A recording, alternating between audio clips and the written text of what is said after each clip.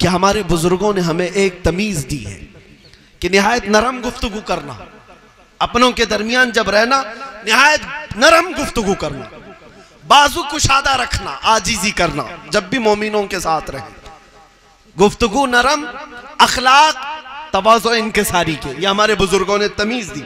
उसके साथ ही ये भी कहा, लेकिन ए बच्चा ये मोमिनों के लिए कह रहे हैं, और अगर कभी कोई गुस्ताखे रसूल हो तो फिर अपना दिल नरम नहीं रखना और अपनी जुबान मीठी मत रखना और अपना दिमाग भी ठंडा मत रखना। हाँ, ये वसीयतों में से हमारे बुजुर्गों, 3 चीजें होती हैं इंसान की, दिल है, जुबान है और दिमाग है। फरमाया गुस्ताखी हो जाए तो दिल भी ठंडा मत रखो, जुबान भी मीठी मत रखो और दिमाग भी ठंडा मत रखो। हाँ, इसलिए कि हम मोहब्बत करते हैं तो अल्लाह और उसके रसूल के लिए, और दुश्मनी भी करेंगे तो अल्लाह और उसके रसूल के लिए। अजीज़ान गिरामी वक़ार, अल्लाह तबारक व तआला कहने सुनने से ज़्यादा अमल की तौफीक अता फरमाए।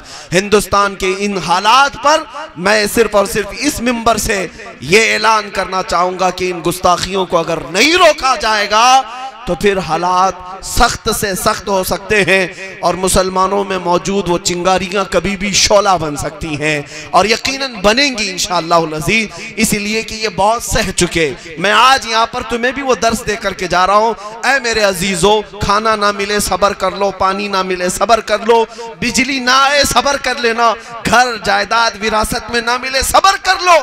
दुनिया की हर नेमत पर तुम्हें सब्र की तलकीन मैं कर सकता हूं, लेकिन मुस्तफ़ा करीम की इज्जत की बात आए तो कोई कंप्रोमाइज नहीं किया जाएगा, इसलिए कि वो जाने ईमान है और जाने कायनात है, और अगर उस पिल्लर को हिलाओगे तो अज़ाब इलाही आ जाएगा। उस अज़ाब में हम सब गिरफ्तार हो जाएंगे, उस अज़ाब में हम सब गिरफ्तार हो जाएंगे। इसलिए उलमा की भी अब जिम्मेदारी बढ़ गई है कि कौम को बेखौफ और बेबाक होकर के बेदार करें। हालात का कुछ नहीं होना है, कुछ नहीं होगा। हालात हमारे लिए हर जमाने में इसी तरह रहे, बल्कि इससे ज्यादा खतरनाक रहे। 5 साल का मोदी आया है, दूसरे टर्म में आया है, लेकिन तुम्हें पता है अकबर बादशाह 48 साल तक था, 48 साल तक था, बगैर इलेक्शन के, बगैर वोटिंग के, और वो भी अखंड भारत का, ये छोटे इस मुल्क का नहीं, उसमें अफगानिस्तान तक की सरजमीन आती थी। वो अकबर बादशाह जब दीन इलाही की बात कर रहा था, ताकत के जोर पर मस्जिदों में मूर्तियां रखा रहा था और सीप बजाने की और नाकूस बजाने की हर जगह पर उसने हिदायत जारी कर दी थी।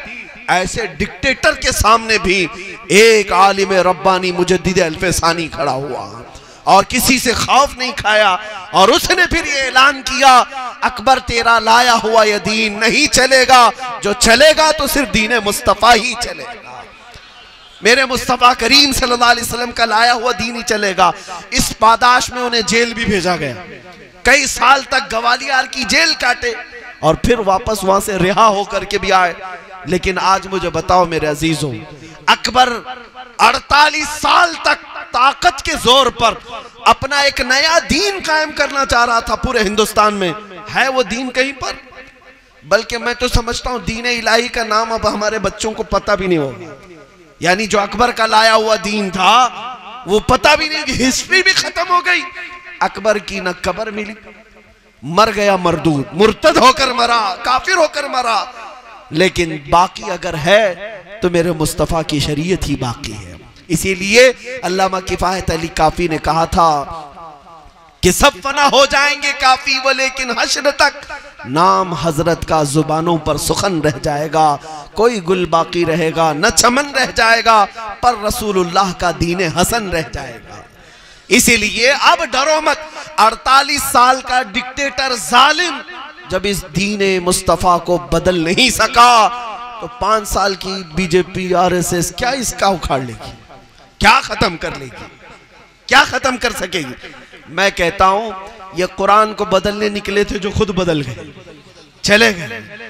इनसे पहले इनके बड़े बड़े दादाओं ने भी कोशिशें की, हाँ किया, ऐसा नहीं है कि पहली बार है ये वाकया। इस जालिम कुत्ते को आज आप देख रहे हैं ना, ये तो आपके जमाने का अजूबा है, या आपके जमाने का दज्जाल है। हर जमाने में आते रहे, कोशिश करते रहे, लेकिन हो नहीं सका। क्या वो 26 हज़फ शुदा आयात का कुरान मिला आपको? किसी के पास आया? अरे उसके बीवी बच्चों के हाथ में भी नहीं आ सकेगा, खत्म हो जाएगा। अरब वालों ने कोशिश की थी बदलने की, या फिर उसमें से नक्स निकालने की, जो अहले जुबान थे। जानते हो कुरान कौन सी जुबान में उतरा है? अरबी जुबान में उतरा है। मुझे थोड़ा सा वक्त दें, बर्दाश्त फरमा ले, मैं आखिरी अपनी गुफ्तगू को खत्म करता हूं। ये आज जो बदलने की बात आई उस पर मैं ये बात कह जा रहा हूं। अरब में सारे लोग परेशान थे, कुरान बार बार चैलेंज कर रहा था कि अगर ये अल्लाह का कलाम नहीं है तो तुम भी इस तरह की 10 आयतें ले आओ, एक सूरा ले आओ, एक आयत ही लेके आओ, चंद आयतें लेकर के आओ। बार बार चैलेंज कर रहा है कुरान, और कोई लाने को तैयार नहीं। कुरान अरबी में उतरा, मक्का वालों की जुबान अरबी है, अरबी जुबान है, लेकिन जवाब नहीं ला पा रहे थे, परेशान हो गए। ये अहले जुबान जानते हैं मेरे अजीजों कुरान में क्या फसाहत है, क्या बलागत। हाँ, ये आज के जमाने के यहाँ पर 1400 साल बाद आने वाले जिनको उर्दू ढंग की नहीं आती, वो अरबी बदलने निकले। अरबी की आयन से भी ये वाकिफ नहीं है। हाँ, मक्का वालों ने कोशिश की, परेशान हो गए। आपको पता है कि मक्का में, अरब में खाने काबा पर कुछ अशार लटकाए जाते थे। हर साल कंपटीशन होता था कि जो सबसे अच्छा शेर होता अरबी का, वो काबे के दरवाजे पर लटका दिया जाता, और उस वक्त तक नहीं उतारा जाता था जब तक उसके मुकाबिल का दूसरा शेर नहीं आता था। शेर और शायरी उस जमाने का उरूज का फन था। और एक बार मेरे आका सल्लल्लाहु अलैहि वसल्लम ने अपने एक सहाबी को भेजा, चमड़े के एक टुकड़े पर लिखवा कर, इन्ना आतैना कल कौसर फसल्लि लिरब्बिका वन्हर इन्न शानिअका हुवल अबतर। ले जाओ, ये काबे के दरवाजे पर लटका। ये लटकाया गया, इसका जवाब तो लाना पड़ेगा ना। अब जब इससे अच्छा कलाम आएगा तो ये उतारा जाएगा, इससे अच्छा कलाम आए तो ये उतारा जाएगा। परेशान होकर एक बड़े शायर को पकड़ लाए, कहा मियां तुम इसका जवाब दे दो, पैसे खूब देंगे आपको। वो आया और देखा, उसके बाद उसने नीचे लिख दिया, मा हाजा कलामुल बशर, ये बशर का कलाम हो ही नहीं सकता, ये इंसान का कलाम नहीं है कि तुम जवाब मुझसे मांगो। जो बात कह रहा हूं वो ये है